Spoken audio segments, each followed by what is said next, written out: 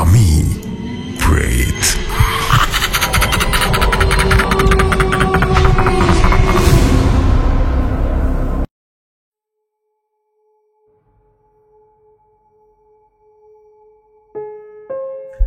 আসসালামু আলাইকুম। আশা করছি আপনারা সকলেই অনেক বেশি ভালো আছেন, সুস্থ আছেন এবং রাইট নাও শুনছেন প্রেত।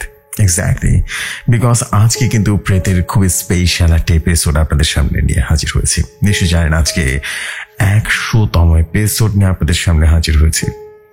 আর নিশ্চয়ই জানেন যে আপনাদের সবাইকে কথা দিয়েছিলাম যে 100তম এপিসোড খুবই অনন্য এবং প্রেতের জন্য একদম ব্র্যান্ড নিউ কিছু আমি আপনাদেরকে উপহার দিতে যাচ্ছি। আর সেটা আর কিছু না, সেটা হচ্ছে অডিও স্টোরি। নিশ্চয়ই আপনারা জানেন অডিও স্টোরি কি, এবং যারা জানেন না তারা অডিও স্টোরি দিয়ে সার্চ করলে আপনারা বিভিন্ন ধরনের অডিও স্টোরি পেয়ে যাবেন ইউটিউবে। এবং আমাদের আজকে এই প্রেতের 100তম এপিসোডের প্ল্যানিংটাই হচ্ছে 100তম এপিসোড থেকে এই অডিও স্টোরির একটা আলাদা জার্নি করবে। এবং প্রতি শুক্রবার আমি চেষ্টা করব যে প্রেতে 100তম এপিসোড থেকে শুরু হচ্ছে, যেহেতু প্রতি শুক্রবার আমরা চেষ্টা করব যে প্রেতে এই ধরনের অডিও স্টোরি, ভ্যারাইটি স্টোরি আপনাদেরকে শোনাবো এবং ডিফারেন্ট মোটিভে এবং ডিফারেন্ট মিউজিক্যাল একটা ফিল নিয়ে আপনাদেরকে শোনানোর চেষ্টা করব। আশা করছি আপনাদের দারুণ রকম সুন্দর লাগবে। এটা একটা নিউ এক্সপেরিয়েন্স আপনাদের জন্য হতে চলেছে, মানে প্রেতের দর্শকদের জন্য এটা মানে ডেফিনেটলি ব্র্যান্ড নিউ একটা এক্সপেরিয়েন্স হতে চলেছে, বিকজ এইভাবে কখনো স্টোরি প্লে করাই হয়নি কখন। এবং সবচেয়ে ইন্টারেস্টিং ফ্যাক্ট হচ্ছে এখানে আমার সাথে একজন আমাদের একজন ভয়েস ওভার আর্টিস্ট আমাদের সাথে প্লে করবেন। আমি আছি হোস্ট, প্লাস আমি ছেলের যতগুলো ক্যারেক্টার করছি সবগুলো আমি নিজে ক্যারেক্টার প্লে করব। এবং মানে আমার সাথে একজন থাকবেন, তিনি আর কেউ নন, তিনি হচ্ছেন সানি আসবা, এবং তিনি আমাদের সাথে আজকে ঘটনাতে ক্যারেক্টার প্লে করবেন এবং ঋতু ক্যারেক্টারটা তিনি প্লে করবেন। আশা করছি এই নিউ এক্সপিরিয়েন্স আপনাদের কাছে দারুণ রকম সুন্দর লাগবে। আমি অনেক কথা বলে ফেললাম, যেহেতু আজকে 100তম এপিসোড, তাই ভাবলাম যে ইন্ট্রোটা একটু বড় হোক, কিন্তু আপনাদেরকে ডিটেল আকারে কিছু বলবো। সো আজকের এপিসোডের যে স্টোরিটার নাম আপনারা নিশ্চয়ই জানেন, থাম্বনেল দেখে বুঝে গেছেন, অভিশপ্ত দোলনা। এক্স্যাক্টলি। এবং এই ঘটনাটি আমাদেরকে পাঠিয়েছেন কালেক্ট করে আমাদের সবচেয়ে ফেভারিট মোর্শেদ হাসান ভাই। এবং মোর্শেদ হাসান ভাই ঘটনাটি কালেক্ট করে আমার কাছে পাঠিয়েছেন, ঘটনা মানে গল্পটি কালেক্ট করে পাঠিয়েছেন। এবং গল্পটির লেখকের নামটা আমি বলে দিচ্ছি, এবং আপনারা সবাই আরেকবার মনে রাখবেন লেখকের নামটা আমি আবার বলে দিচ্ছি। এই গল্পের লেখক মোহাম্মদ রাশেদ হাসান। আমি সরাসরি গল্পে শুরু করব এবং গল্পের প্রথম ইন্ট্রোটা আমি দিয়ে দিচ্ছি এখানে। তিনি লিখেছেন, আসসালামু আলাইকুম জসিম ভাই, আশা করি ভালো আছেন এবং ভৌতিকতা এবং প্রেতের সকল লিসনারগণ ভালো আছেন। আমি মোর্শেদ হাসান এবং বলছি নেত্রকোনা থেকে। আর কথা না বলে সরাসরি ঘটনায় চলে যাচ্ছি এবং ঘটনার লেখক মোহাম্মদ রাশেদ হাসান। তবে চলুন আর দেরি না করে আজকের আমাদের এপিসোড শুরু করি। এবং এপিসোডের শুরুতেই জাস্ট প্রতিবারের মতো বলতে চাই, আপনারা যদি চান ঘটনা পাঠাবেন তাহলে প্রেত বাই জেফরি খান নামে একটা ইমেল আইডি আছে, এখানে ঘটনা পাঠিয়ে দেবেন। আর দেরি করবো না, শুরু করব আজকের এপিসোড। এই অদ্ভুত এবং ইন্টারেস্টিং স্টোরি বা অডিও স্টোরি এপিসোড এই প্রথমবারের মতো প্রেতে হতে যাচ্ছে এবং 100তম এপিসোড আপনাদের জন্য নতুন কিছু নিয়ে আসছে প্রেত। আশা করছি আপনাদের দারুণ রকম সুন্দর লাগবে। প্রতিটা শুক্রবার আপনাদের জন্য নতুন কিছু নিয়ে আসবো। শুরু করছি আজকের যাত্রা। চলুন শুনে আসি অভিশপ্ত দোলনা।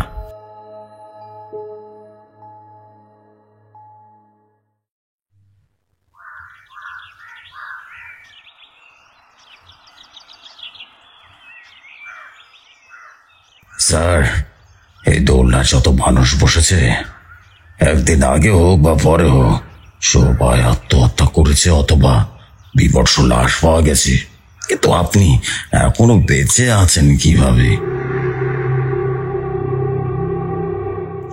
ঋতুকে নিয়ে এই পার্কে বেড়াতে আসছিলাম গত 7 দিন আগে। ঋতুর কাছে ভালো লাগায় আবারও এসেছি। এবার গার্ডের কথা শুনে আমি বেশ অবাক হয়ে গেলাম আর বললাম, আপনি সেদিন আমাকে বলেন নাই কেন? হ্যাঁ? লোকটি তখন বলে উঠল, স্যার, ওই দেখেন না, লেখা আছে দোলনায় বসার নিষেধ। আপনি লেখাটা পড়েন নাই? এবার আমার চোখ যেন আটকে গেল লেখার দিকে। ঋতুকে দেখাতে সে ভয় কেঁদে ফেলল গার্ড আমাকে আবারও সাবধান করে দিয়ে বলল, স্যার সাবধানে থাকবেন। আফা স্যারকে দেখে রাখবেন, কখন কি হয়ে যায় বলা তো যায় না।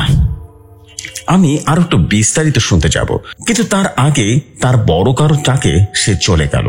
ঋতু আমাকে ধরে বলল, এই এখানে আর এক মুহূর্ত না, চলো বাড়িতে চলো। গার্ডের কথার সাথে আমার এক সপ্তাহের এক্সপিরিয়েন্স মেলানোর চেষ্টা করলাম। হ্যাঁ, এই এক সপ্তাহ আগে অনেক কিছু হয়েছে আমার সাথে, যেটা বলা হয় প্যারানর্মাল অ্যাক্টিভিটি। আমি ঘুমের মাঝে স্বপ্নে শুধু দোলনা ছবিটা দেখেছি, কিন্তু শুধু দোলনা দেখিনি, দোলনাতে একটা নারী বসে থাকতে দেখেছি। ঋতু আমাকে ধরে জড়িয়ে ধরে ঝাঁকুনি দিলে আমি সম্ভিত ফিরে পেলাম।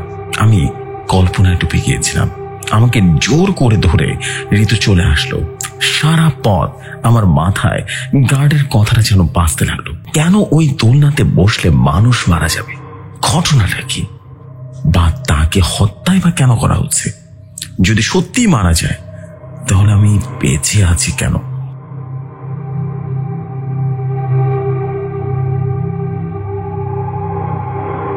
ঋতু মেয়েটাও কেমন, গার্ড থেকে এই কথা শুনে কান্না শুরু করে দিল। কান্না থামার কোনো নাম নেই।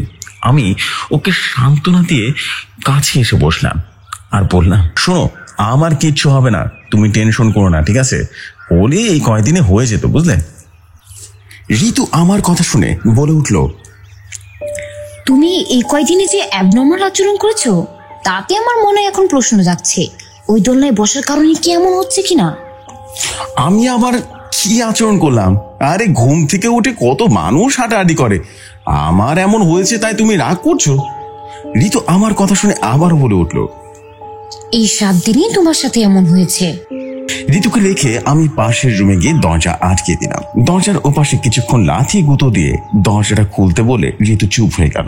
প্রতি রাতে আমি স্বপ্ন দেখেছি আমি পার্কের ওই দোলনাটাতে বসে আছি, আমার সাথে একটা মেয়ে বসা। মেয়েটার সাথে আমি অনেক গল্প করছি, কিন্তু মেয়েটাকে আমি চিনতে পারছি না। স্বপ্নটা একদিন দেখলে স্বাভাবিক মনে হতো, কিন্তু প্রতিদিন একই স্বপ্ন। কিন্তু কেন? সিদ্ধান্ত নিলাম স্বপ্নটা সমাধান আমাকে করতেই হবে।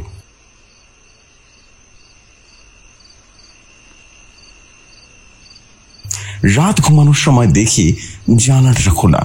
জানালা আটকে গিয়ে দেখলাম একটা বাচ্চা ছেলে এবং জানলার গ্রিল ধরে দাঁড়িয়ে আছে। আমাকে দেখে একটা মুচকি হাসি দিয়ে বলে উঠল, ভয় পেও না, আমাকে দেখে ভয় পেও না। আমি বললাম, তুমি কে? আমার কথার উত্তর না দিয়ে বাচ্চাটা দৌড় দিল। হঠাৎ আমার মনে হলো আমি তো 7 তলার উপরে, তাহলে এখানে বাচ্চা আসবে কিভাবে? কি হচ্ছে এসব? আমি অনেক বেশি সাহস নিয়ে জানলা দিয়ে নিচে তাকালাম। নিচে ফ্লোরে আলোতে কাউকে দেখা যাচ্ছে না। তাহলে এইটা কি আমার হ্যালুসিনেশন? জানলা আটকে বিছানা গা এলিয়ে দিলাম। প্রচন্ড টেনশন আর শরীরের উপর চাপ থাকায় খুব তাড়াতাড়ি ঘুমিয়ে গেলাম। কিন্তু ঘুম ভাঙলো সে আগের স্বপ্ন দেখে। কিন্তু আজ মেয়েটা আমার সাথে কথা বলছে না, সেটা বুঝতে পারছি। মেয়েটা আমাকে বলছে, আমার সাথে প্রতিদিন দেখা করবা? আমি প্রতিদিন চাই তোমাকে। এতটুকু বলেই একটা হাসি দিল আর সাথে সাথে আমার ঘুমটা ভেঙে গেল।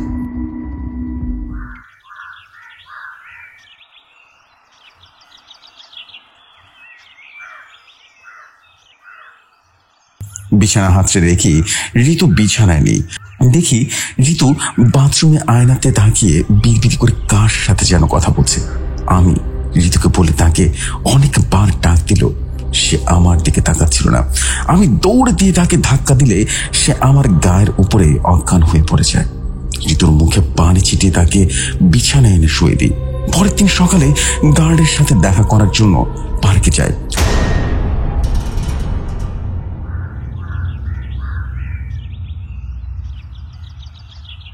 যথারীতি দোলনার পাশে গার্ডকে দেখতে পাই। আমি একটা চেয়ারে হেলান দিয়ে বসে আছে। আমাকে দেখে চোখ বড় বড় করে সালাম দিল। আমি সালামের উত্তর দিলাম আর বললাম, চাচা আপনি এভাবে তাকাচ্ছেন কেন? হ্যাঁ, আমার দিকে মনে হচ্ছে ভূত দেখেছেন। চাচা তখন বলে উঠল, এই দোলনায় ইচ্ছাকৃত বা অনিচ্ছাকৃত ভাবে যেই বসেছি, আমি তার খোঁজ নিয়েছি। দুদিন পরে হোক আর যে কারণে হোক না কেন, আত্মহত্যা করেছে। আর না হয় তার লাশ পাওয়া গেছে। আমি তখন বললাম, আপনি বুঝলেন কিভাবে এখানে বসলে মানুষ মারা যায়? লোকটা তখন আবার বলে উঠল, প্রথম যখন এই দোলনায় এখানে ডাকা হয়, তার পরের দিন একজন আসে বসেছিল। সে মারা যায় একদিন পরে। তার বউ এসেছিল, সে নাকি খালি দোলনায় কথা বলতো। যেখান থেকে ধারণা পেয়ে ভুল করে বসা লোকটার পিছু নিতাম। অগোছলভাবে গার্ড আমাকে কথাগুলো বলল। গার্ডের কথাগুলো শুনে মনে হলো এই দোলনার পেছনে নিশ্চয়ই একটা কাহিনী লুকিয়ে আছে। কিন্তু কি সেই কাহিনী?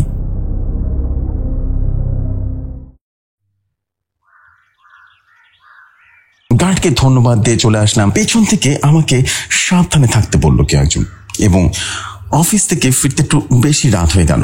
রাত 8টার পরে আমাদের এলাকার ভ্যান বা রিক্সা কিছুই পাওয়া যায় না। তাই আমি কানে হেডফোন গুঁজে দিয়ে নিরিবিলি হাঁটছি। হঠাৎ আমার পিঠে কারো হাতের ছোঁয়া লাগলো। আমি চমকে উঠলাম।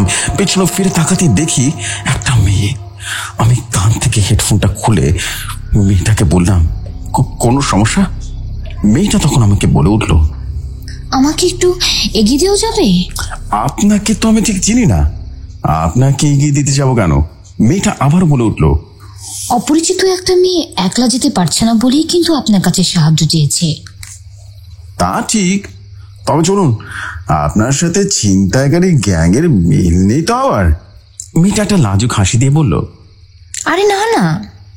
পাশাপাশি কিছুটা সময় হাঁটার পর মেয়েটার পায়ের দিকে আমার নজর চলে যায়।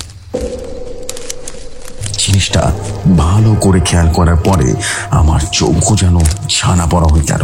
শিট, মেয়েটার পা উল্টো দিকে, এবং মেয়েটা মাটি থেকে মিনিমাম আধ হাত শূন্যে ভাসছে। কিভাবে সম্ভব?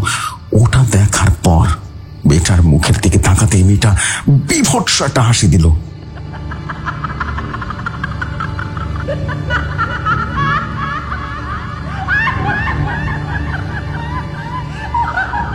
যে হাসিটার সাথে আমার স্বপ্নের মেয়েটার হাসির মিল আছে। কান থেকে হেডফোন খুলে আয়াতুল কুরসি পড়তে রাখলাম। আমি দৌড় দিই।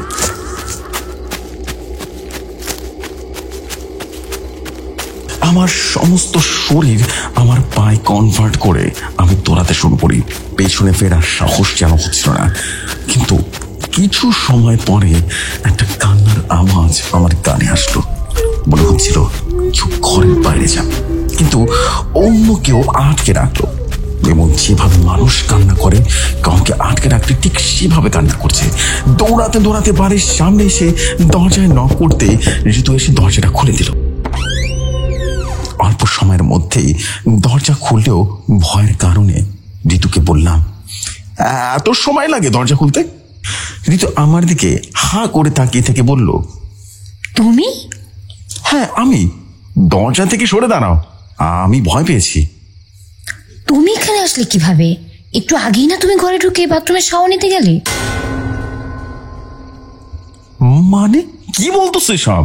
হ্যাঁ মানে তুমি তো কিছু সময় আগে বাড়িতে এসেছো, আমার সাথে কথা বললে না, রাগে গজগজ করতে বাথরুমে গেলে। ঋতু, তোমার মাথা ঠিক আছে তো নাকি? আমি মাত্র আসলাম, কি বলতেছো এসব তুমি? ঋতু জানো একটু ভয় পেয়ে গেল আর জড়িয়ে ধরে আমাকে বলল, আমি আর রুমে যাচ্ছি না। আমি তাকে অভয় দিয়ে রুমে নিয়ে গেলাম। সমস্ত রুম, বাথরুম, রান্নাঘর চেক করেও অন্য কারো উপস্থিতি বা অস্তিত্ব কিছুই টের পেলাম না। রাতে খাওয়া দাওয়া শেষ করে ঋতুকে ঘুমিয়ে যেতে বললাম, কিন্তু বেচারির মনে একটা ভয়, খাটের কথা মতো যদি নিজের কিছু করে ফেলি তাহলে সে আমাকে থাকতে দেবে না।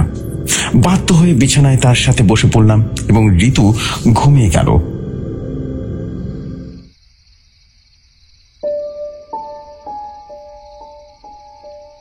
ল্যাপটপ অন করে ইভানা পার্কের বিস্তারিত কিছু তথ্য জানালো।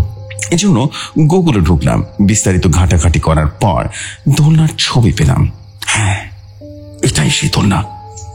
দোলনাটা এসেছে কোথা থেকে বা কেন এখানে এসেছে সেটা জানার জন্য ঢুকতে যাব। ঠিক তখনই দোলনা দুললে যে শব্দটা হয় না, ঠিক তেমন একটা শব্দ কানে আসলো।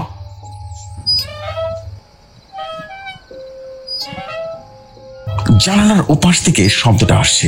আমি বিছানা থেকে উঠে জানালার কাছে যেতে দেখি একটা দোলনা আমার জানালার সোজা তুলছে, আর দোলনায় বসে আছে সেই মেয়েটা যার সাথে আমার আজ রাতে দেখা হয়েছিল।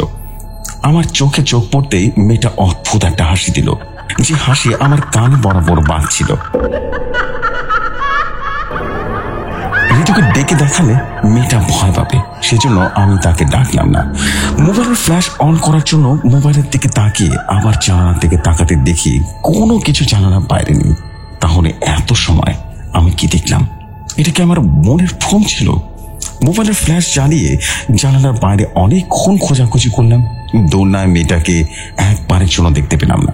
মনের ভুল ভেবে আবার শুয়ে পড়লাম।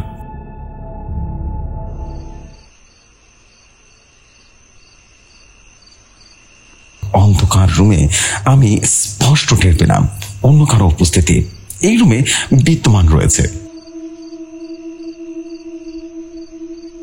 এবং আমি সেটা মাথায় না নিয়ে ঘুমিয়ে যাওয়ার জন্য চেষ্টা করলাম। সেম স্বপ্ন, কিন্তু স্বপ্নের মাঝে মেয়েটা চিৎকার করে আমাকে বলছে, তোকে আগে মেরে ফেলতাম, কিন্তু তোর সাথে কে যেন আছে যে আমাকে বারবার তোকে হত্যা করতেও পজেস করতে বাধা দিচ্ছে। কথাটা শুনে আমার ঘুম ভেঙে গেল। আমি বিছানার উপরে বসে পড়লাম।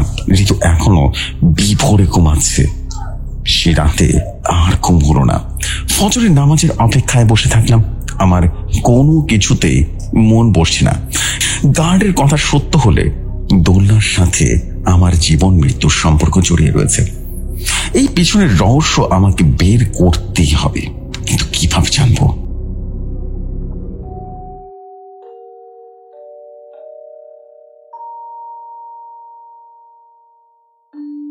মাথায় বুদ্ধি আসলো, পার্কের মালিকের সাথে দেখা করলে মন্দ হয় না। অফিসে দরখাস্ত পাঠালাম, আমি অসুস্থ, ছুটি নিলাম। যতদিন সুস্থ না হই অন্তত ভালোভাবে ঘটনার সূত্রপাত বের করা যাবে। সকাল সকাল পার্কে গেলাম। যথারীতি গার্ড দোলনার আশেপাশে ঘোরাফেরা করছিল। আমাকে দেখে নিজের থেকে এগিয়ে আসলো আর বলল, স্যার, কোনো সমস্যা? আমি তখন বললাম, আপনি কি জানেন এই যে দোলনাটা কোথা থেকে আনা হয়েছিল? স্যার, জানি না স্যার। আমাকে চাকরি দেওয়া হয়েছে পার্ক কমপ্লিটটা করার জন্য। আমি এসে দেখেছি পার্কে এই সাইডে দোলনা। কেউ জানে এই ব্যাপারে? হ্যাঁ, এই বিষয়ে কিছু জানে? স্যার, একটা লোক জানতে পারে, আমাদের বড় স্যারের ম্যানেজার। তিনি সব কেনাকাটা করেছিল। ম্যানেজারের নাম্বারটা বা বাসার ঠিকানাটা কি দেওয়া যাবে? নাম্বার তো নেই স্যার। গত সপ্তাহে 2-1 দিন আসে। ওই অফিসে যোগাযোগ করলে পাওয়া যেতে পারে। আমাকে একটা অফিসের রুমে নিয়ে গেল গার্ডটা। তার পিছু পিছু গিয়ে পার্কের ম্যানেজারের কাছে থেকে পার্কের মালিকের ম্যানেজার নাম্বারটা নিলাম। পার্ক থেকে বের হতে যাব, ঠিক এমন সময় গার্ড পেছন থেকে আমাকে ডাক দিয়ে পড়ল, স্যার, আপনার নাম্বারটা তো দেন। আমি তখন বললাম, আমার নাম্বার কি করবা? চাচা তখন বলল, কিছু জানলে আমাকে জানাবেন। আমি এই বাজে দোলনার কাছে আর থাকতে চাই না। পেটের দায় এখানে চাকরি করি, নাহলে তো কবে চলে যেতাম। আমি বললাম, কেন চাচা? আর বলবেন না, রাত হলে দোলনা থেকে একটা হাসির আওয়াজ আসে, আবার মুহূর্তের মধ্যে কান্নার আওয়াজ শোনা যায়। আমি তখন ওই দিকটাতে চলে যাই। আমার ভয় লাগে মাঝে মাঝে। আমি একা মেয়ে নিয়মিত এখানে এসে দোলনায় বসে থাকি। কোথায় মনে করেছিলাম অবৈধভাবে কেউ হয়তো বা ভেতরে প্রবেশ করেছে, তাকে বারণ করে দিয়ে চলে আসি। কিন্তু মেয়েটার চোখের পলকে কোথায় যেন উদা হয়ে যায়। আমি তখন বললাম, আপনি একদিন ধরতে পারেননি ওকে, এটা কোনো কথা? লোকটা তখন বললেন, না, বললাম না, চোখের পলক পড়তে যে সময় লাগে তার থেকে কম সময়ের মধ্যে ওদা হয়ে যায়। আমি তখন বললাম, আমিও একটা মেয়েকে দেখি চাচা, সাদা একটা সালোয়ার পরা, চুলগুলো সামনের দিকে দিয়ে সেও হাসে, এবং সে এক ভয়ঙ্কর হাসি চাচা। চাচা তখন বললেন, হ্যাঁ, সাদা সালোয়ার পরা থাকে। চাচা আজ আসি, ভুল করে দোলনায় বসার কারণে আমার জীবনটা দুর্বিষহ হয়ে গেছে চাচা, এই সমাধান আমাকে করতেই হবে। ঠিক আছে স্যার, সাবধানে থাকবেন। একটা কথা স্যার, আপনার ভেতরে কোনো ভালো শক্তি আছে মনে হয়, নইলে এতদিন বেঁচে থাকার কথা না। কিভাবে বেঁচে আছেন? আমি বললাম, কি জানি চাচা। চাচাকে বিদায় দিয়ে একটা নিরিবিলি পুকুর ধারে এসে বসলাম, এবং উপজেলার পুকুর অনেক বিশাল বড় একটা পুকুর ছিল, আর চারিদিকে বসার জন্য বেঞ্চ সিস্টেম করা। আমি একটা বেঞ্চে গিয়ে বসলাম, বসে ম্যানেজার নাম্বারে ফোন দিলাম, কিন্তু ভাগ্য খারাপ থাকলে যা হয় আর কি, নাম্বারটা বন্ধ। অনেক আশা নিয়ে একটা নাম্বার বের করলাম, তাও বন্ধ। তাহলে ম্যানেজার সাথে দেখা করব কিভাবে? বাড়ি থেকে ঋতু ফোন দিল, তার নাকি বাড়িতে আনিজি লাগছে, আমাকে তাড়াতাড়ি বাড়িতে চলে যেতে বললো। বুঝলাম কিছু একটা তো হয়েছে। আমি বাড়িতে গিয়ে দেখি ঋতুর রুমের বাইরে দাঁড়িয়ে আছে, ওর সারা শরীর ঘেমে গেছে একেবারে। আমাকে দেখে দৌড়ে এসে বলল, রুমের ভিতর কার যেন হাঁটাচলা করছে, আমি ছেড়ে রুমে আরো কেউ আছে। আমি তখন বললাম, কি বলো? হ্যাঁ ঠিকই বলি, তুমি চলো রুমে। রুমে গিয়ে দুজনে চোখ কপালে উঠে গেল। এ কি, রুমের অবস্থা এমন কেন? সারা রুমের অবস্থা শোচনীয়, বিছানায় বাড়ির সব ফ্লোরে একেবারে ভরা। এগুলো কিভাবে হলো ঋতু? আমি তো ভয়ে বাইরে চলে গেছিলাম, কিভাবে হয়েছে জানি না। কিছু একটা তো সমস্যা হয়েছে আমাদের সাথে, কিভাবে হচ্ছে আস্তে আস্তে পুরো ভয়াবহ রূপ ধারণ করছে, বুঝতে পারছো কিছু? ঋতু কিছু না বলে শুধু কান্না করতে লাগলো। সিদ্ধান্ত নিলাম ওকে ওর বাবার বাড়িতে পাঠিয়ে দেব, কিন্তু সে যাবে না। প্রতিভক্ত কোনো নারী স্বামীর বিপদে ঘর থেকে বের হয় না, তার জীবন চলে গেলেও সে আমাকে ছেড়ে গেল না।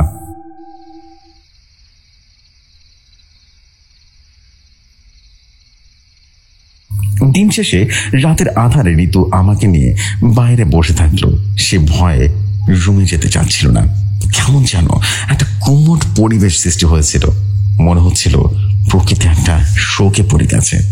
রাত 10টার দিকে সবাই যখন ঘুমিয়ে পড়েছে, ঠিক তখন ঘরের পেছনে বাগানের দিকে একটা শব্দ আসতে লাগলো। হ্যাঁ, ক্যাচ ক্যাচ করে সেই শব্দটা।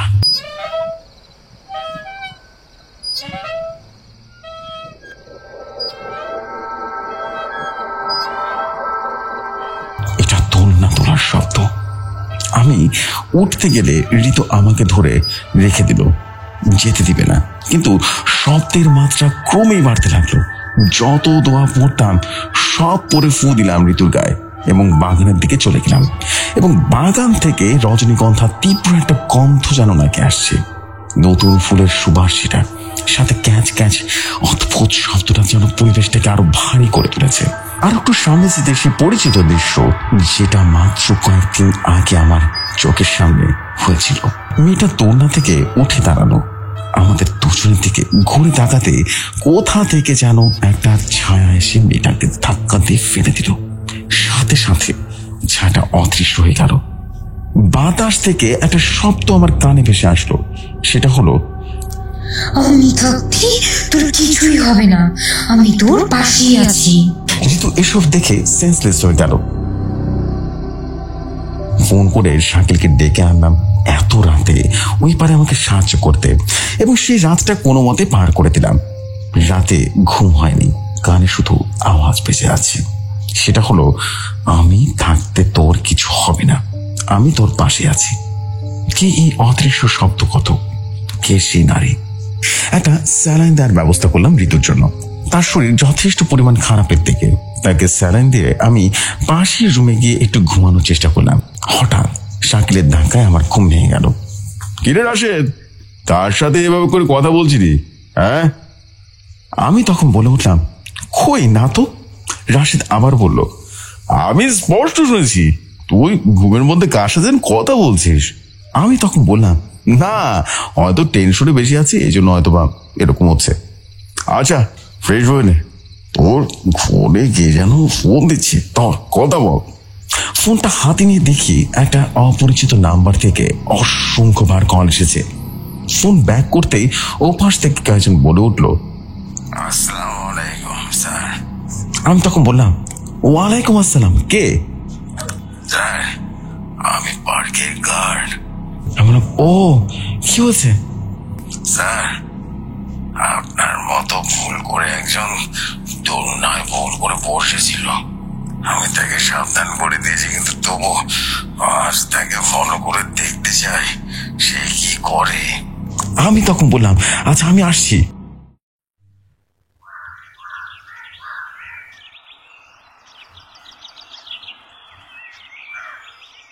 বাড়িতে কোনো মতো ম্যানেজ করে গার্ডের সাথে দেখা করতে চলে গেলাম। গার্ডকে সাথে করে নিয়ে অপরিচিত লোকটার বাসার দিকে হাঁটা দিলাম এবং বললাম, আপনি কি লোকটাকে চিনলেন কি করে বলুন তো?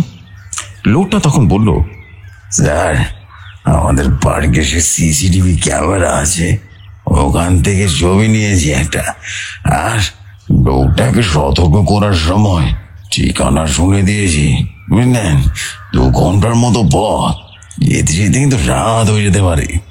আমি তখন বললাম, কিন্তু ঋতু তো বাড়িতে একা আছে। আচ্ছা চলেন।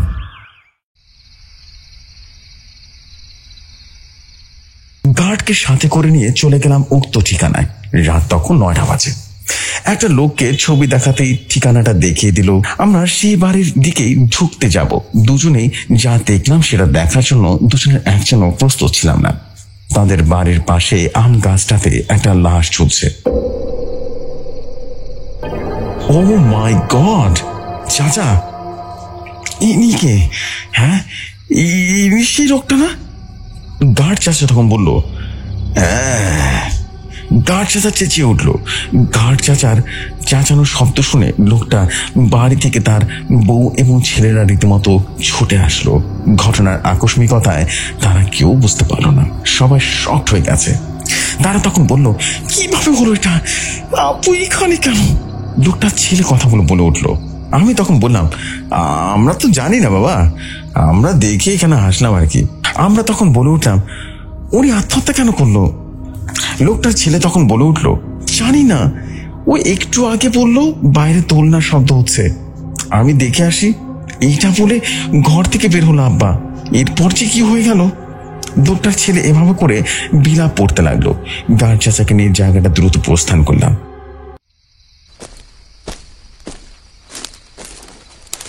আমি বললাম, চাচা এইভাবে লোকটা মারা যাওয়ার কারণ কি? আমরা কোনোদিন বের করতে পারবো না নাকি? লোকটা তখন বলল, ধৈর্য ধরুন স্যার, ধৈর্য ধরুন। আমি বললাম, আচ্ছা এক কাজ করলে কেমন হয়?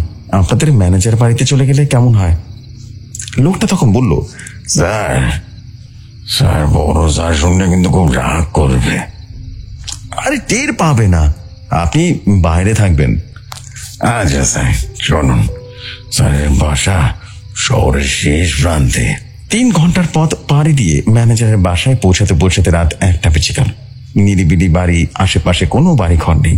আমরা গেটের সামনে গিয়ে দেখলাম গেটে তালা ধরছে এবং তার চারপাশে কেউ নেই। দুজনে মুখ চাওয়াচাই করে যখন ফেরত আসছি, হঠাৎ বাড়ির ভেতরে দুম দুম আওয়াজ শুনতে পেলাম। দুজনে থমকে দাঁড়ালাম। বাড়ির গেট লক করা এবং ভেতর থেকে আওয়াজ আসছে কেন? আমি বললাম, চাচা ভেতর থেকে আওয়াজ আসছে মনে হলো। চাচা তখন বললেন, ও কিছু না, চলেন। আবারও সেই শব্দ, এবার সাথে করে সেই পরিচিত হাসি। গার্ড চাচা কাচু মুচু করে আমার দিকে তাকিয়ে বললেন, বাড়িতে আমার একটা ছোট মাইয়া আছে, আমার জন্য প্রতি রাতে অপেক্ষা করে। দেরি করে বাড়ি ফিরলে ওর মায়ের সাথে ঝগড়া করে ঘুমিয়ে পড়ি। আমি চলে যাচ্ছি। বুঝলাম চাচা ভয় যেতে চাচ্ছে না, কিন্তু আমাকে পিছু হাঁটতে চলবে না। আমার জীবন মৃত্যুর সন্ধিক্ষণে দাঁড়িয়ে আছে আমি। হয়তোবা আজকে কোনো একটা ক্লু পেতে পারি আমি। গার্ড চাচাকে বিদায় দিয়ে দিলাম আর বললাম, চাচা তাহলে আপনি যান, আমি ভেতর থেকে ঘুরে আসি। চাচা তখন বললেন, না না না না, অনেক রাত হয়ে গেছে, চলুন স্যার বাড়ি ফিরে যাই, আপনার বউ তো একা বাসায়। আমি বললাম, আপনি যান, ঋতুকে দেখার লোক আছে। আমি গেলাম।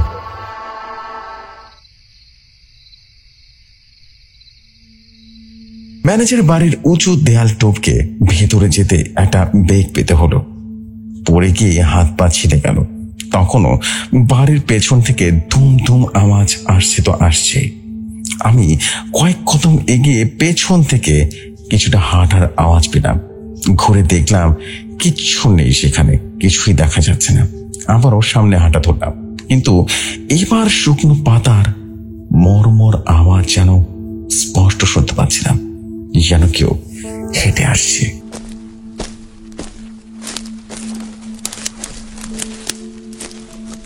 আয়তাল কুর্সি পরে ফু দিলাম, কিন্তু শব্দ অন্য জিনিস যেন বেড়ে যেতে লাগলো। আরো কিছু দূর এগোতেই বাম একটা দোলনা নজরে আসলো, যেটা থেকে শব্দটা আসছিল। ভালো করে তাকাতে দেখে সেই মেয়েটা। ও মাই গড, এত বিভৎস রূপ আমি আগে কখনো দেখিনি। মুখটা থতলানো, চোখ দিয়ে পানি পড়ছে। একবার কল্পনা করুন কতটা বিভৎস হতে পারে। তাকে না দেখার ভান করে আমি ম্যানেজারের দরজায় টোকা দিলাম। ভেতর থেকে উত্তর আসার বদলে মেয়েটার কণ্ঠ ভেসে আসলো, বাঁচার খুব শখ, কিন্তু আজ তোকে কেউ বাঁচাতে পারবে না, কেউ না। তোকে অনেকদিন সময় রেখে দেওয়া হয়েছে, আজ আর না, মরার জন্য প্রস্তুত হ। আমি দৌড়ে বাড়ির ভেতরে চলে গেলাম। ঘরে ঢুকতেই মনে হলো আমি কোনো ভাগাড়ে চলে এসেছি। যা ইচ্ছে অবস্থা, এবং চারদিকে শুধু নোংরা আর নোংরা। কোনো মতে হাতড়ে হাতড়ে মোবাইলের ফ্ল্যাশ লাইটটা জ্বালিয়ে রুমের লাইটটা জ্বালালাম। যা ভেবেছিলাম না তাই দেখলাম। একটা লোকের রক্তাক্ত দেহ মেঝেতে কড়াকড়ি খাচ্ছে, কিন্তু মেয়েটা এখানে কেন? এই ম্যানেজারের সাথে কি তার কোনো সম্পর্ক আছে? মাথার ভেতরে অজস্র প্রশ্ন নিয়ে রক্তাক্ত লোকটির কাছে গিয়ে বললাম, কে আপনি? আমি শুভ। আপনি ইভানা পার্কের মালিকের ম্যানেজার না? হ্যাঁ, আমাকে বাঁচান ভাই, আমি বাঁচতে চাই। আমি তখন বললাম, তার আগে আমাকে বলুন কেন ওই দোলনায় যে বসে সে মারা যাবে সেটা আগে বলুন। সেই লোকটা তখন বলল, ভাই আমি সব বলবো, প্লিজ আমাকে বাঁচান। লোকটি আকুতি মিনতি আমার আর সহ্য হচ্ছিল না। তাকে কোনো মতে কোলে তুলে বাইরে নিয়ে আসার জন্য রেডি হলাম। দরজার সামনে আসতেই খুব জোরে দরজা বন্ধ হয়ে গেল।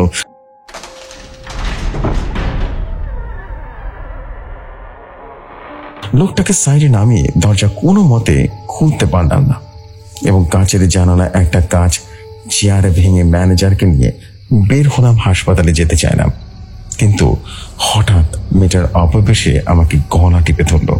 আমি হাত দিয়ে শুভকে ধরে রেখেছি, আর এই ছায়াটা আমার গলা টিপে ধরে রেখেছে। শ্বাস নিতে পারছি না, একদম যেন পাচ্ছি না।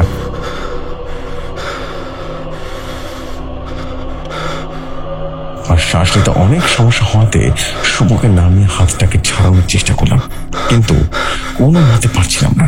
চোখের সামনে সমস্ত কিছু ভেসে উঠলো, বিশেষ করে ঋতুকে ভীষণ ভাবে মনে হচ্ছিল। কিন্তু হঠাৎ করে আরেকটা ছায়া এসে মেয়েটাকে একদম ঝাঁপিয়ে পড়লো। ছিটকে পড়ে গেল মেয়েটা, গলা ছেড়ে দেওয়ার মতো একটা অবস্থা, এবং আমার কাশির পরিমাণ যেন বেড়ে গেল। ঠিক তখনই ক্যাচার বলল, তুই চলে যা রাশিদ, তোরা এখান থেকে যা, আমি দেখছি। এই কথাগুলো ওই অবতার থেকে ভেসে ভেসে আসলো। কণ্ঠটা অতি পরিচিত আমার কাছে। তাহলে কি সেই এই বিপদ থেকে আমাকে রক্ষা করছে? কিন্তু এইটা কিভাবে সম্ভব? একটা মৃত মানুষ এত বছর পরে সে আমাকে কিভাবে বাঁচাবে? কিভাবে? লোকটাকে সাথে করে নিয়ে গেট থেকে বের হওয়ার সাথে সাথে আমি চারিদিকে খোঁজ করতে লাগলাম। বেশি সময় আমার পশুটা মুখের ভেতরে চাপে রাখতে পারলাম না। বললাম, ভাই প্লিজ বলেন না ভাই, এই দোলনার সাথে আপনার আর ওই মেয়েটার সম্পর্কটা কি? লোকটা কোনো কথা বলতে পারছিল না, শুধু গলা দিয়ে একটা শব্দই করলো, যেটা শুনতে অনেকটা বিভ্রম শব্দটার মতো মনে হলো। কথাটি বলার পর লোকটার চোখ বড় বড় হয়ে গেল এবং মুহূর্তের মধ্যেই তার নাক, মুখ, চোখ দিয়ে যেন রক্তের পরিমাণ বেড়ে যেতে লাগলো। ছটফট ছটফট করতে করতে ম্যানেজারের দেহটা ধীরে ধীরে নিথর হয়ে গেল, প্রাণটা যেন বেরিয়ে গেল। সেই মুহূর্তে আমার কি করা উচিত আমি বুঝে উঠতে পারছিলাম না। আমার বিশ্বাসই হচ্ছিল না যে এক রাতের মধ্যে কিভাবে আমার জীবনে এত কিছু ঘটে গেল। কিন্তু আরো কিছু যে বাকি ছিল তা আমি কল্পনাও ভাবতে পারিনি। মোবাইলের ফ্ল্যাশ লাইট জ্বালিয়ে মাটির দিকে ধরতে একটা অদ্ভুত জিনিস আমার চোখে বাঁধল। মনে হচ্ছিল ম্যানেজার মারা যাওয়ার আগে তার হাত দিয়ে একটা ভি সাইন আঁকার চেষ্টা করেছেন। সাইনটা অনেকটা ভির মতো, হ্যাঁ এটা পরিষ্কার ভি, কিন্তু এটার মানে কি? আমি ওখানে আর এক মুহূর্ত থাকলাম না। ম্যানেজারের লাশটাকে ভিতুর মতো করে ফেলে রেখে আমি আমার পথে পা বাড়ালাম।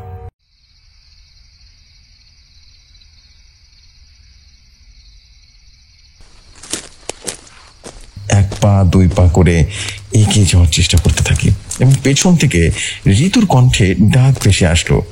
এখানে ঋতু আসবে কিভাবে? ঋতু হঠাৎ করে বলে উঠলো, রাশিদ, রাশিদ আমাকে বাঁচাও, আমি আর পাচ্ছি না।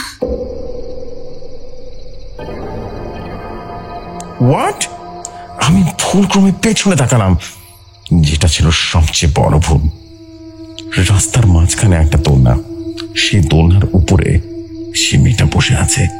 আমি পেছন ফিরে তাকানোর সাথে সাথে এবার কান্না শুরু করে দিল, এত বিভৎস কান্না। আমি একটু দাঁড়ালাম না, উল্টো পথে দৌড় দিলাম। দৌড়াতে দৌড়াতে আমি একটা বাড়ির সামনে গিয়ে এসে দাঁড়ালাম। মনে হচ্ছে কেউ এখানে থাকে না। আমার পেছন থেকে সে কান্না, হাসি এসব আসছে। আল্লাহর উপর ভরসা করে আমি সেই বাড়িতে ঢুকে গেলাম। মোবাইলের আলোতে লক্ষ্য করলাম বাড়ির ভেতরে একটা কবর। আমি জানতাম কবর একটা পবিত্র জায়গা, তাই কোনো চিন্তা ভাবনা না করে আমি সেই কবরের প্রাচীরে ঢুকে গেলাম।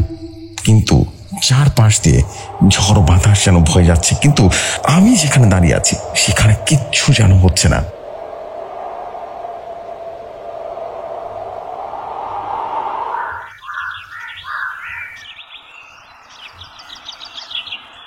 আমার হুঁশ ফিরল সূর্যের আলোর চোখে লাগার সাথে সাথে। আমি তখনও ওই কবরের মধ্যে। কবর থেকে বের হয়ে বাড়ির পথে হাঁটা দিলাম। বাড়িটাকে আমি আগে কখনো দেখিনি। অনেক কষ্টে মেইন রাস্তা খুঁজে বের করলাম। কিছুটা সময় পর বাড়িতে গিয়ে দেখি ঋতু তখনও কান্না করছে এবং আমাকে দেখার সাথে সাথে উঠে চলে আসলো। আমার সারা শরীর অবস্থা দেখে সে বলে উঠলো, তুমি রাতে কোথায় ছিলে? এই অবস্থা কেন তোমার? আমি তখন বললাম, আমি রাতে কোথায় ছিলাম এইটা এখন না শোনাই ভালো তোমার জন্য। তুমি পানি তোলো, আমি গোসল করবো এখন। ঋতুকে অ্যাভয়েড করে আমি গোসলে চলে গেলাম।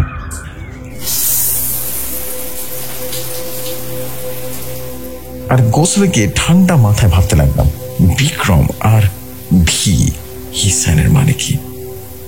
গোসল শেষ করে আমি গার্ডের সাথে দেখা করার জন্য বাড়ির বাইরে চলে গেলাম।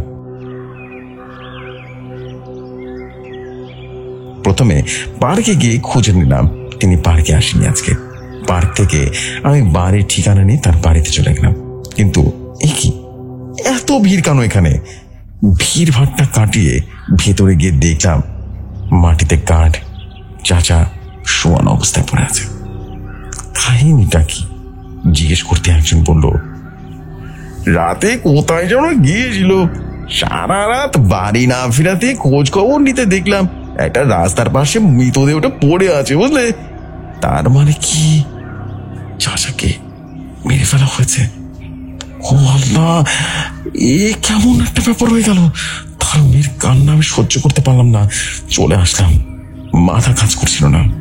বিক্রম আর ভি সাইন নিয়ে ভাবতে লাগলাম। বয়স্ক লোকের কাছে গিয়ে জিজ্ঞেস করলাম তিনি বিক্রম নামের কোনো কিছু নাম শুনেছে কিনা। অনেকক্ষণ ধরে তিনি চিন্তা ভাবনা করলেন, এরপর বললেন, ও দিকটায় একটা বাড়ি ছিল, নাম বিক্রম ভিলা। আমি তখন বললাম, চাচা কোন দিকে বলতে পারেন? চাচা তখন বললেন, কাটা বোন আছে না, পাশ দিয়ে গ্রামটায় আমি কখনো যাইনি বাবা। লোকটা ভাঙা ভাঙা গলায় উত্তর দিল। আমি আর দেরি না করে কাঁটাবনের পাশ দিয়ে হাঁটা শুরু করলাম। আমি আশ্চর্য এটা ভেবে যে রাতে আমি যে বাড়িটাতে ছিলাম এখন সেই বাড়ির সামনে আমি। কিন্তু এই বাড়িটা তো অনেক অনেক দিন পুরনো বাড়ি, পরিত্যক্ত বাড়ি। মনে হয় 40 বছর ধরে এখানে কেউ থাকে না। দেখতে ভূতুড়ে লাগছে, কিন্তু এর সাথে ভি সাইনের কি যোগসূত্র আছে সেটাই ভাবছি। আমাকে আগে রহস্য ভেদ করতে হবে, তা না হলে আমি কিছুতেই কিছু করতে পারবো না। আর রহস্য ভেদ করতে হলে আমাকে ম্যানেজার শুভের বাড়িতে যেতে হবে, আর বাড়িতে কোনো না কোনো প্রমাণ অবশ্যই পাওয়া যাবে। ম্যানেজার শুভর বাড়িতে গিয়ে দেখি সকাল সকাল বাড়িতে পুলিশ সিলগালা করে দিয়েছে বাড়িটা, এবং জনসাধারণের প্রবেশ একদম নিষিদ্ধ। 2 জন পুলিশ পাহারায় আছে সামনের দিকটায়। আমি লুকিয়ে পেছনের দিকে দরজার দিকে ভেতরে ঢুকলাম। ঘরের ভেতরে সে আগের রাতের মতোই সব ছড়িয়ে ছিটিয়ে রাখা। একটা আলমারি দেখে সেটার দিকে এগিয়ে গেলাম। আলমারির ড্রয়ার খুলতে সেখান থেকে একটা খাতা পেলাম। ভাগ্য ভালো, সে পার্কের কিছু একটা হিসাব আছে। কোনো জিনিস কোথা থেকে আছে বা আনা হয় সেটার নাম ঠিকানা সব লেখা। পর্যায়ক্রমে খুঁজতে গিয়ে পার্কের দোলনার নাম দেখে চোখ আটকে গেল। ঠিকানা বিক্রম ভিলা, খোকসা। এবার আমি পুরোপুরি শিওর হয়ে গেলাম এই দোলনা বিক্রম ভিলা থেকে এখানে নিয়ে আসা হয়েছে, কিন্তু কোন দিক দিয়ে যাব সেটা আমি ভাবছি। দিনের বেলাতে আমি ম্যানেজারের একটা রুম থেকে দোলনার ক্যাচ ক্যাচ শব্দ শুনলাম। রুমটার দিকে আগানোর সাহস হচ্ছিল না আমার। আমি পেছনে দরজা দিয়ে আবারও বের হয়ে আসলাম। আমি আবারও সেই পুরনো বাড়ির কাছে চলে গেলাম এবং ম্যানেজারের দেয়া ভি সাইনের মানে খুঁজে বের করার চেষ্টা করলাম। আমি যেদিক থেকে এসেছি তার পাশ দিয়ে আরেকটা রাস্তা চলে গেছে। অনেক ভাবার পরেও আমি আবিষ্কার করলাম এটা সেই ভি সাইন। ভালো করে খেয়াল করলে বোঝা যাবে এটা সেই ভি সাইন। আমি সেদিকটাতে পা বাড়ালাম এবং রাস্তায় গভীর জঙ্গলের মধ্যে দিয়ে চলে গেছে। একদম গা শীতল করা পরিবেশ। আমি আস্তে আস্তে পা ফেলতে লাগলাম। মনে হচ্ছে এদিকটায় 10 থেকে 12 বছরেও কেউ আসেনি। একদম শুনশান নীরবতা, খুটখুটে অন্ধকার। আমি থমকে দাঁড়ালাম। এই অন্ধকার হওয়ার অশনি সংকেত নয় তো? হ্যাঁ, যা ভেবেছিলাম তাই। রাস্তার মাঝখানে এই তো সেই দোলনার বেটা। আমাকে তো সামনে এগোতেই হবে, কিন্তু কিভাবে যাব? মেয়েটা আমার সামনে এই দোলনাটা নিয়ে বসে আছে। আমি তাকে দেখে 2 পা পিছিয়ে গেলাম এবং একটা বাতাস থেকে আমাকে ধাক্কা দিয়ে ফেলে দিল এবং বাতাসে একটা বিশাল গাছ ভেঙে পড়ল এবং আমার মাথার সোজাসুজি পড়ল। কোনো মতে সেটা থেকে বাঁচলাম এবং আমার জীবনের মনে হয় আজকে শেষ হয়ে যাবে। নিজের কাছে নিজেকে প্রশ্ন করলাম, ভয় পেও না রাশে, ভয় পেলে চলবে না। তুমি জঙ্গলের ভেতর দিয়ে দৌড় দাও, আমি আছি তোমার সাথে। সেই কণ্ঠটার সাহস পেয়ে আমি দৌড় দিলাম।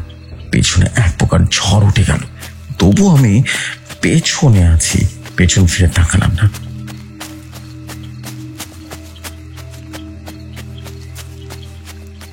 একটা সময় আমি একটা বাড়ি দেখতে পেলাম। হ্যাঁ, এটাই সে বাড়ি। বড় বড় হরফ করে রাখা বিক্রম ভিলা। বাড়ির বিশাল বড় ফটো, চারদিকে প্রাচীর, 2 পাল্লার একটা বিশাল গেট, যাতে ঝুলছে বড় একটা তালা। দেয়ালটা কোনো মতে টপকিয়ে ভেতরে ঢুকলাম। নিস্তব্ধ পরিবেশ, শান্ত বাড়ি। 1 পা 2 পা করে যখন বাড়ির ভেতরে প্রবেশ করলাম তখন মনে হলো ভেতরে কেউ কথা বলছে।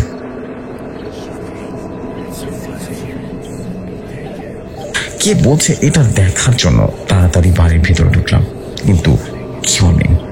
অজানা ভয় আর আতঙ্কে ভাবিয়ে তুলল আমাকে। এই বাড়িতে একা আমি। ক্রমে কয়েকজন মানুষ মাঝপথে কথা বলার পরিমাণটা যেন বাড়িয়ে দিল, কিন্তু কে কোথায় কথা বলছে আমি ধরতে পারছি না।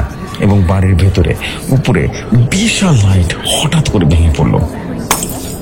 সারা রুমে কাঁচ ভর্তি হয়ে গেল। এবার একটা পুরুষ কণ্ঠ বলে উঠল, তো মৃত্যু এখনো হয়নি? কাঁপা কাঁপা কণ্ঠের এই কথাগুলো শুনে আমি ভয় পেয়ে গেলাম, কারণ পরিচিত কণ্ঠটা বললেও একটা কথা ছিল, এটা তো অপরিচিত কণ্ঠটার মালিক কে? আমি তখন বললাম, কে আপনি? তখন সেই লোকটা বলল, আমি এই বাড়ির মালিক।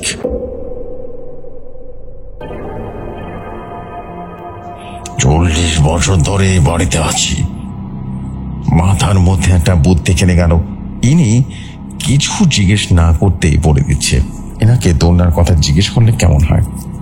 আমি তখন বললাম, আচ্ছা এই বাড়ির সাথে কি কোনো দোলনার সম্পর্ক আছে? লোকটা তখন বলল, দোলনার জন্য তো তোমার মৃত্যু হচ্ছে, আর কিছু সময় পর সেটা হবে। কথাটা বলে সে হেসে উঠল। আমি বললাম, কিন্তু কেন? এই দোলনাটা কি অভিশপ্ত? লোকটা তখন বলল, আজ থেকে কয়েক বছর আগে আমাদের এই বাড়িটা ভালো ছিল, সুখে ছিলাম আমি, আমার মেয়ে ও স্ত্রী। কিন্তু একটা ঝড় আমাদের সবাইকে শেষ করে দিয়েছে। আমি তখন বললাম, কি সেই ঝড়? লোকটা বলা শুরু করলো, একদিন এই এলাকায় ঘুরতে আসে একটা লোক। রাতে বাড়ি ফিরতে না পারায় সে আমাদের বাড়িতে উঠে যায়। আমার মেয়ে তখন বাইরে দোলনাতে বসেছিল। লোকটার চোখে সেটা আটকে যায়। সে আমার মেয়েকে দেখে এক চিত্রে দাঁড়িয়ে থাকে, কিছু সময় দেখে, এরপর সেদিকটাতে এগিয়ে যায় আর বলে, এইটা তো খুব সুন্দর। প্রথমে ভেবেছিলাম আমার মেয়ে বলেছে, কিন্তু পরে দেখি না, সে আমাদের তৈরি রূপার দোলনাটিকে এই কথাটা বলছে। সে কিভাবে দোলনা দূর করার দেখে বুঝলো এটা রূপার তৈরি, আর আজও আমাদের কাছে ধাঁধা রয়ে আছে।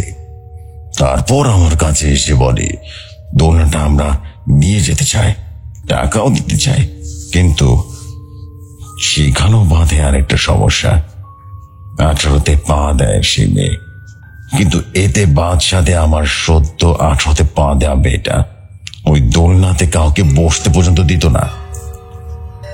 সেই জায়গা ম্যানেজার দোলনা নিয়ে যেতে চায়। আমরা সবাই এটা দিতে অস্বীকার জানাই। এতে ম্যানেজার রেগে গিয়ে একদল সন্ত্রাসী ভাড়া করে আনে, আমার মেয়েটাকে দোলনার উপরে পিটিয়ে হত্যা করে, আর আমাদের দুজনকে পিটিয়ে হত্যা করে। সেখানে 3 জন অনেক হাজারি করেছিলাম, কিন্তু কেউ বাঁচাতে আসেনি। মেয়েটার মৃত্যুর সময় অভিশাপ দিয়ে গিয়েছিল, এই দোলনা যতদিন থাকবে এতে যে বসবে তাকে হত্যা করা হবে। আমি তখন বললাম, কিন্তু ম্যানেজার এই দোলনা নিয়ে গিয়ে বসতে নিষেধ করে দিয়েছিল কেন? রূপার দোলনা দেখে তো কি তার পার্কে বেশি লোক আসতো? লোকটা তখন বলে উঠলো, তুমিও সেই ভুলটাই করছো, তোমাকেও মরতে হবে।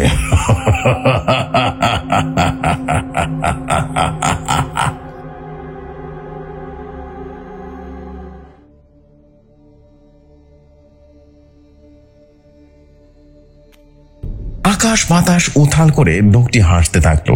কি বিভৎস তার হাসি! হঠাৎ করে ডান দিকের জানালাটা ভেঙে কিছুটা রুমে প্রবেশ করলো। এবার আমি আমার সামনে স্পষ্ট 3টা মানুষের অবয়ব দেখতে পেলাম। তারা সবাইকে একসাথে আমার দিকে এগিয়ে আসতে লাগলো। সেই সময় সে আমার পেছন থেকে কণ্ঠস্বর ভেসে উঠল, আমি আছি রাশেদ। পরিচিত কণ্ঠটা পেয়ে পেছনে তাকাতে আমি যা দেখলাম তাতে আমি খুব অবাক হয়ে গেলাম। আমার ছোট মা আমার পেছনে দাঁড়ানো, আমার ছোট কাকার বউ, যিনি আমাকে খুব বেশি ভালোবাসতেন। আমি যখন ছোট ছিলাম তখন সে মারা যায়। মারা যাওয়ার আগ পর্যন্ত আমার হাতটা ধরে গিয়েছিল আর পড়েছিল, তোর ছোট মা তোর পাশেই থাকবে, সব সময় থাকবে। আমি তখন বললাম, ছোট মা তুমি? ছোট মা তখন বলল, হ্যাঁ আমি তোকে ওদের হাত থেকে এতদিন বাঁচিয়ে রেখেছি, তোকে আজকে আমি বাঁচাবো, তুই পালিয়ে যা। আমি তখন বললাম, কিন্তু ছোট মা? কোনো কিন্তু না, তুই পালা। মেয়েটার আত্মা তখন বলে উঠল, যতদিন এই বাড়িতে দোলনা থাকবে ততদিন কেউ আমাদের কিছু করতে পারবে না। বলেই হেসে উঠল। কি বিভৎস সে হাসি। তখন ছোট মা বলে উঠল, আর যদি কিছু না থাকে? ছোট মা আমাকে বলল, তুই এই বাড়িটাকে ধ্বংস করার ব্যবস্থা কর। আমি তখন বললাম, কিভাবে? ছোট মা তখন বললেন, তুই কোনোভাবে আগুন ধরিয়ে দে, তারপর দোলনাটাকে শেষ করে দিবি। আমি বাড়ি থেকে যখনই বের হতে যাব ঠিক তখনই দরজা জানালা যেন সব একসাথে বন্ধ হয়ে গেল, আর পুরো রুমটা অন্ধকার হয়ে গেল। আমি নিজের শরীরটাকেও দেখতে পাচ্ছি না, মনে হচ্ছে আমি এক্ষুনি অন্ধকার জগতে তলিয়ে যাচ্ছি। রুমের ভেতরে কারো দাপাদাপির আওয়াজ স্পষ্টভাবে আমার কানে আসছিল। হঠাৎ একটা কাঠের টুকরো এসে আমার মাথায় লাগলো। আমি মাথা ধরে রুমের মধ্যে যেন বসে পড়লাম। কখন আমি জ্ঞান হারিয়েছি আমি নিজেও জানি না। রাতে দোলনা দোলার শব্দে যেন ঘুম ভেঙে গেল, এবং ঘুম ভেঙে শুনতে পেলাম কেউ একজন করুণ শুনে কান্না করছে। অদ্ভুত কান্না। ততক্ষণে ঋতু ঘুম থেকে উঠে পড়েছে। আমি বিছানা থেকে উঠতে গেলে মাথার প্রচন্ড ব্যথা অনুভব করি, তাই আর বিছানা থেকে উঠি না। কান্নার পরিমাণ যেন আস্তে আস্তে বাড়ছে তো বাড়ছে। এবার শুধু কান্না করছে না, 3টা ভিন্ন ভিন্ন কণ্ঠস্বরে কান্না করছে।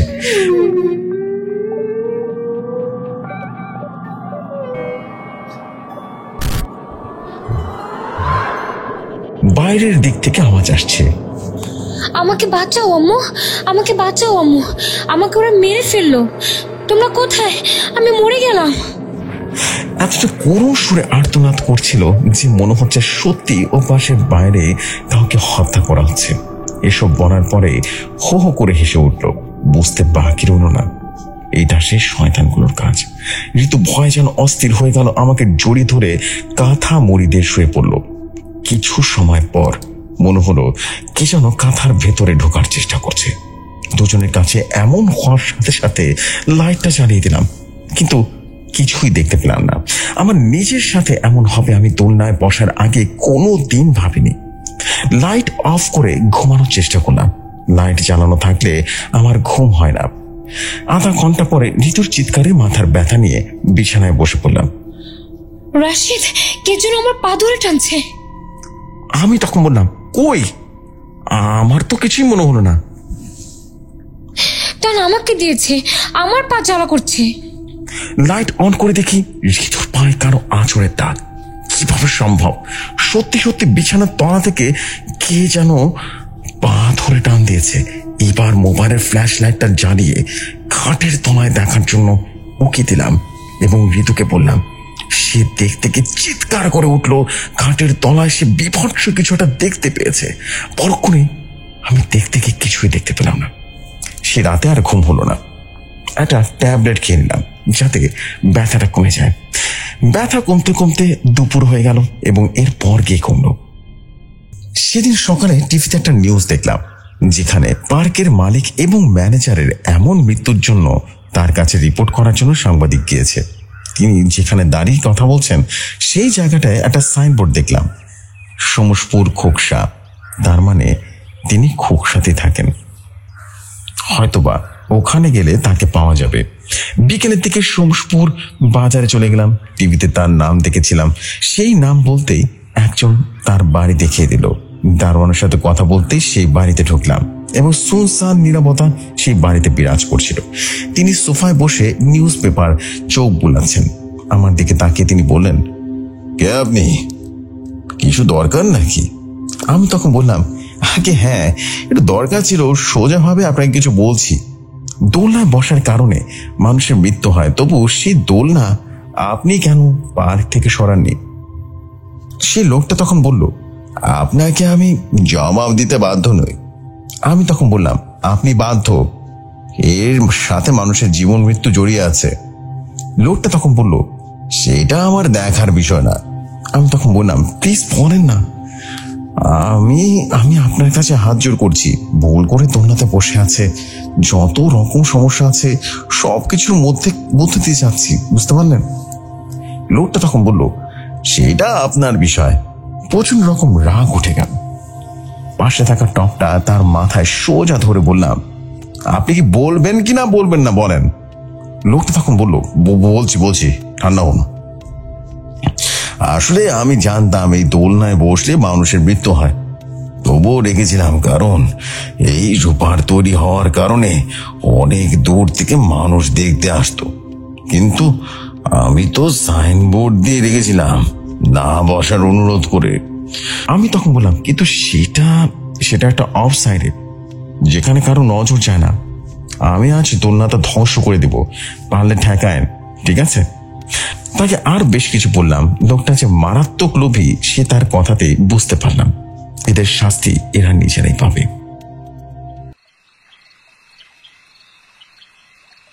শাকিলকে ফোন করে পার্কে ডেকে আনলাম, সাথে একটা বোতল কেরোসিন তেল। ততক্ষণে সন্ধ্যা নেমে এসে তাই দেখে যেন শুনশান অন্ধকার নেমে আসছে।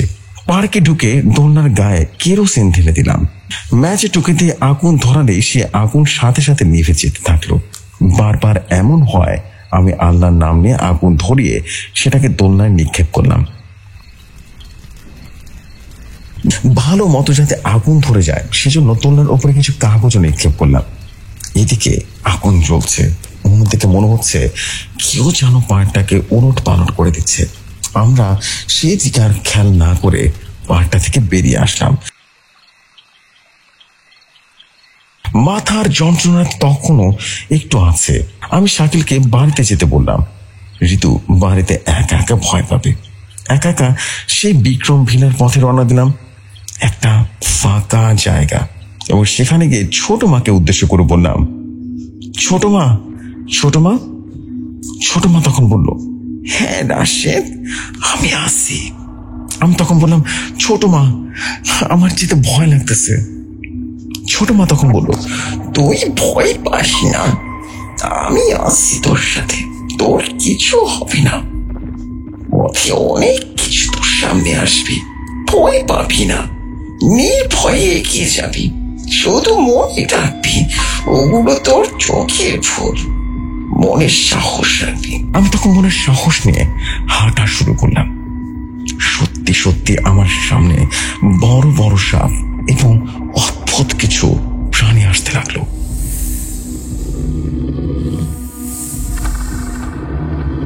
মনে হচ্ছিল আমাকে খেয়ে ফেলবে, কিন্তু সেগুলো আমার কিছুই যেন করতে পারলো না। একটা সময় আমি বিক্রম ভিলাতে পৌঁছে গেলাম। আমি গেট দিয়ে ঢোকার সাথে সাথে মনে হলো তিনজন আমার চারিদিকে ঘিরে ধরেছে। কেমন যেন ভার হয়ে গেল পরিবেশটা। সে সময় কানে ফিস ফিস করে একজন বলে উঠলো, দোলনা শেষ করেছিস তো কি হয়েছে? এখানে তুই কিছুই করতে পারবি না, আমার মা বাবাও আমার সাথে আছে এখন। ওর এই কথা শুনে আমি আয়তাল কুরসি পরে নিজের বুকে নিচে ফু দিলাম। এবার হালকা হালকা মনে হচ্ছে। আমি আমার সাথে থাকা লাইটটা বের করে বিক্রম ভিলতে আগুন লাগিয়ে দিলাম। সাথে সাথে দাও দাও করে আগুন ধরে গেল, চারিদিকে পুরো ছাড়খাড় হয়ে গেল।